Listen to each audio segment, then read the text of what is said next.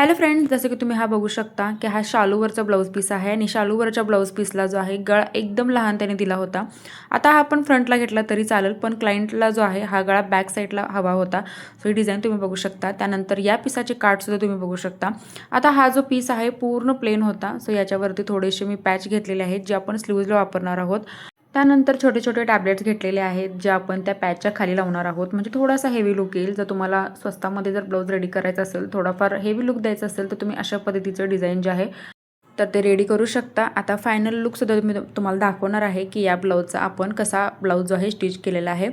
30 साईजचा ब्लाऊज आहे आणि बोटनेक पॅटर्नमध्ये आपण हा नेक जो आहे रेडी केलेला आहे. आता जर तुम्हाला ही लहान गळा जर असेल आणि तो बॅक साईडलाच घ्यायचा असेल, तर तुम्ही अशा पद्धतीची डिझाईन जी आहे बनवू शकता. पण ती डिझाईन जी आहे आपली बोटनेकमध्ये येते. आणि जर फ्रंटला घ्यायचं असेल तर तुम्ही फ्रंटलासुद्धा घेऊ शकता. आणि ती जर डिझाईन जसं की क्लायंटला ती बॅकला डिझाईन हवी होती, सो तुम्ही ती बॅकलासुद्धा घेऊ शकता. आता याचा आपण फायनल लुक बघूयात की हा जो ब्लाऊज आहे स्टिच केल्यानंतर आपला कसा दिसतोय किंवा याचं जे फिनिशिंग आहे या ब्लाऊजचं कसं झालेलं आहे. तर हा शालूवरचा ब्लाऊज आहे. आता हा जो काही ब्लाऊज आहे आपला पूर्ण आपण रेडी करून घेतलेला आहे. पहिल्यांदा आपण हे पॅच लावून घेतले होते आणि त्यानंतर मग आपण हे स्लीवचं कटिंग करून घेतलेलं आहे. त्यानंतर हा जो ब्लाऊज आहे प्रॉपर असा परफेक्ट फिटिंगसहित आपला ब्लाऊज आहे. पॅडेड ब्लाऊज आपण रेडी केलेला आहे जो की बोटनेकमध्ये येतो. आता हे बघू शकता की हँगिंगची लेससुद्धा मी लावलेली आहे, कारण थोडासा हेवी लुक येण्यासाठी मण्यांची जी लेस होती हँगिंगची तर मी ती लावलेली आहे. या जागी तुम्ही कोणत्याही डिझाईनच्या लेस वापरू शकता. फ्रंटला जो आहे मी स्क्वेअर आकार जो आहे दिलेला आहे आणि थोडासा ब्रॉड असा आकार जो आहे मी दिलेला आहे.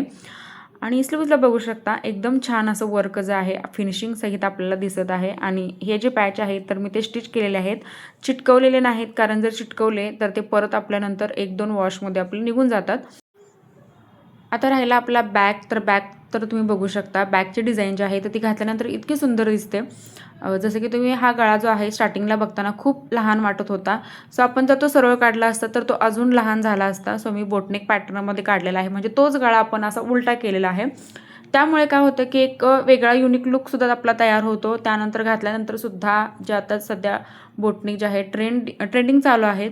सो नवीन काहीतरी डिझाईन होते. आणि त्यानंतर आपण छोटे छोटे लटकनसुद्धा इथे लावलेले आहेत जे बरोबर पाठीवरती आपले येतात. आणि अशा पद्धतीने आपण आपला जो शालूवरचा ब्लाऊज आहे रेडी केलेला आहे. आता जर तुम्हाला अजून याला हेवी लुक द्यायचा असेल तर तुम्ही अजून काही गोष्टी याच्यामध्ये ॲड करू शकता. डिझाईन कशी वाटली कमेंट करून नक्की सांगा.